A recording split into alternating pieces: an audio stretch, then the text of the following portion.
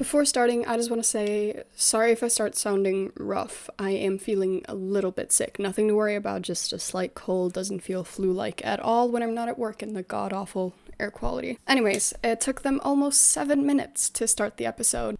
We get right into it after that god-awful recap and teaser and start looking at the Sparkling Winners team with red flavor. Right off the bat, they're setting up this team around an Alicia storyline, which is fine. Might have been nicer to maybe highlight someone who didn't get a highlight in the one-on-one, but still passed the elimination. Which, can we talk about how ridiculous it is that they're airing 3 performances in an elimination episode? You're supposed to air them before so people actually know who they're voting for. Back to the intro section, I want to give Alicia a shout out for trying to incorporate as much Korean as she can into her speech. I know from personal experience how easy it is to just fall back on English, but she's putting in the effort and that deserves some acknowledgement. Also, another thing I want to point out is Ukik, so sorry if I pronounced that wrong. She's very aware of her skills and range, and that is not a given on a show like this. I also do think she pulled off the rap better based on the short clip we heard, but that's neither here nor there. What I mainly wanted to mention is, she won her battle doing Hyoyeon's own song, and they still didn't show it.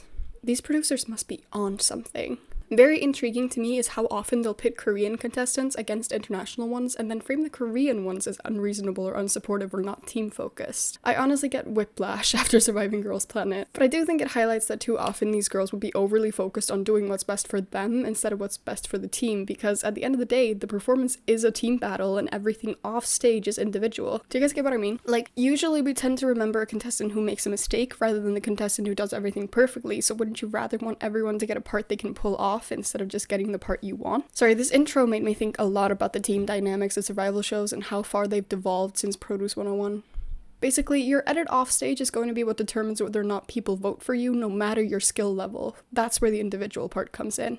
In the performance, they were overall pretty good. Definitely a lot of people who would benefit from some added vocal lessons, but that goes for pretty much every team. It just becomes more obvious because this is a Red Velvet song. However, someone I haven't seen a lot of people talking about, but who caught my attention in this stage is Chie Sung-eun. Her voice was very powerful and stable, and I think if she just got the right training, she could easily become a proper main vocalist. Kim Hyojin was another vocal highlight to me, and I was impressed with how far along Ukik came in just 3 days, and she pulled off her ending nicely. But I bet Kim Chae-won regretted putting herself first above the team when deciding parts. She was doing fairly well up until her main part, and that's gotta be disappointing. But what can we do? At the end of the day, she's just a kid.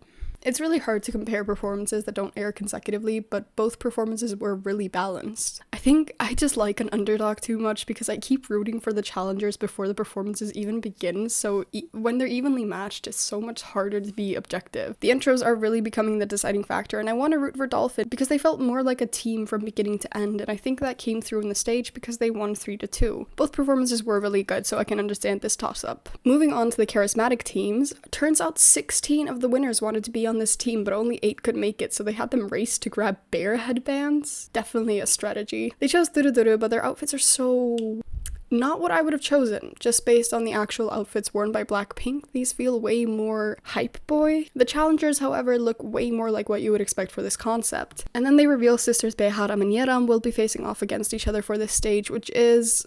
See, this is the kind of drama you watch a survival show for, not forced rivalries, but stuff that makes you interested in how this will play out. They reveal that the challengers will be doing 21's Fire, which is another song released in 2009.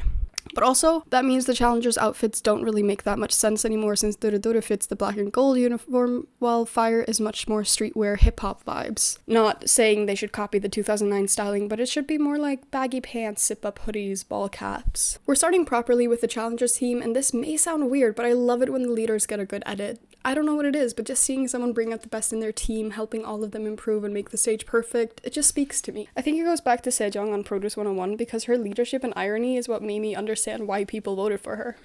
Side note, I only watched Produce 101 in 2018 because I got into K-pop after IOI already debuted and just barely caught very, so I watched the show while knowing who would debut. The leader for the challengers is Jin Hyunju, or Belle from Signature, who was actually part of the reason I wanted to watch the show, but by the time it started airing, I forgot she was competing. But again, I just really don't understand why they showed so few of the one-on-one battles. The explanation can't be that it's because the first elimination already happened or whatever, because they didn't even show half of them. In the performance, I genuinely thought there was a lighting mistake at the beginning and the lights came on too soon. Aside from that, I was kind of disappointed in a lot of the contestants because they didn't bring the stage presence I was looking for in a 21 cover. I think Hyunju was better during her solo parts, but Kim Chae and Bae Haram were the only ones bringing it consistently throughout to me. Otherwise, a lot of the contestants were giving tired, not fierce. The importance of eyebrows, methinks. I also want to give Haram another shout out because between this and her one-on-one, it's clear that she has incredible stability for her age, and I want to see her debut because I think she would bring the final group stage ability up by a factor of 10. Not just in live performances, but the amount of tricks this girl can pull out for dance breaks and intros. If she doesn't debut here, she needs to be snatched up by a company. I could see Dreamcatcher's company suiting her, especially with the heavy rock influence. Literally just came to me as the performance finished, but they should have called this concept fierce and have Enchanted be charismatic. They need me in that producer's room. One thing that caught my ear was they showed Yukino cheering for Nana, but I swear she said fighting Haja, which means let's do well, but they captioned it as fighting Nana. I even went back to listen, and there's such a clear Ja sound. I feel like I'm being gaslit. But onto the winners team, I think they have the issue of having too many strong personalities with very little balance. So you have the two dance break sections, and Sujin and Yeram split off to change their dance break, and according to the editing, it throws the whole team off because they keep working on their own thing when the actual group choreo isn't even ready, and it gives me flashbacks to my own experience with something like that happening, and it does not boost overall morale.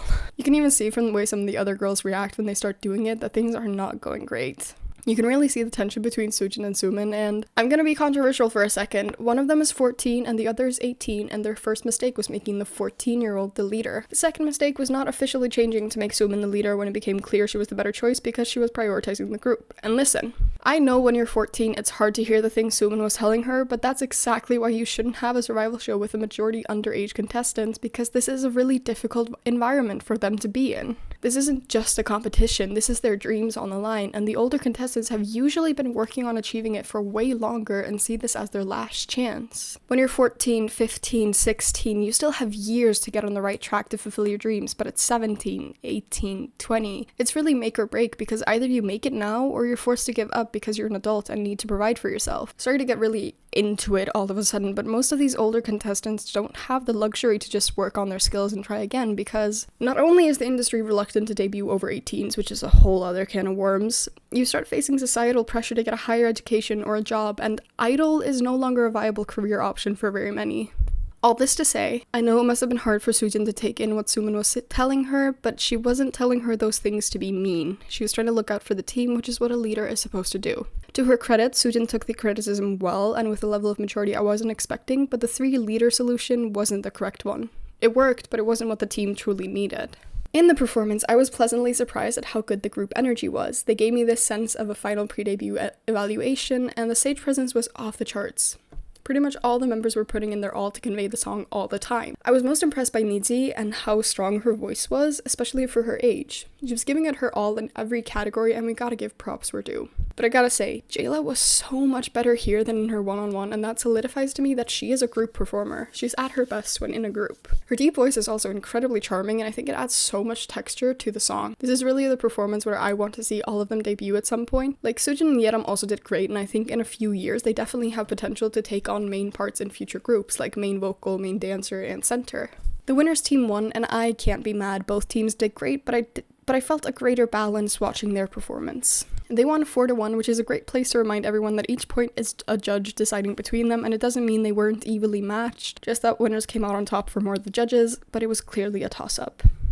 Now it's time for the unicorn ticket, or the ones who passed by judges' vote. Starting with Sparkling Team, Lee Eun-chae, 12, becomes the first pass. After her is Kim Soo-bin, 17, Kotoko, 16, and Hwang Si-in, 14.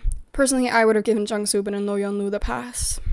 Cute Team is next, and their first pass is Im So-won, 12, not surprising. Following her, we get Gabi, 14, also not surprising. Then Yuri, 18, and Nako, 14, who I don't even remember from this stage, which makes me genuinely wonder how Dan and Woo Lin-dan didn't make it. The third round is the Enchanting Team. First to pass is Oh Yoon-na, 14, Jang Soo-ah, 14 follows that. Yui, 15, and Jin Young, 19 round off the team.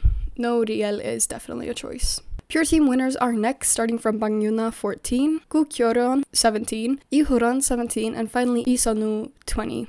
Final 4 come from the charismatic team. Baeram 15 kicks us off. Joining her are Niji 13, Kim Soojin 14, and finally Jayla 17. This is probably the team I agree the most with in terms of performance, but this really makes me realize that the producers have no idea what they're doing when it comes to who they should highlight in the intros based on who was past. Half the teams they basically only show the past contestants, other half they don't show any of them. The show makes no sense, not even from an editing standpoint. Did the math really quickly and the average age of past contestants is 15.3. Food for thought. I don't have it in me to list all the contestants who made it through the fan vote, but you can see the list on screen right now. However, some people were wondering about my top 8, so in no particular order, and just among the contestants who passed, it would be Yona, Riel, Isonu, Odaen, Jayla, Baeharam, Narumi, and Jin Hyunju, with Jeon Jin-young at a strong 9th for now. Now that I've caught up to the show, I gotta say we are off to a rough start. This voting system is a joke in more ways than one, and I honestly think if they wanted to do this format, they should have done it idol style with auditions as the first part of the show.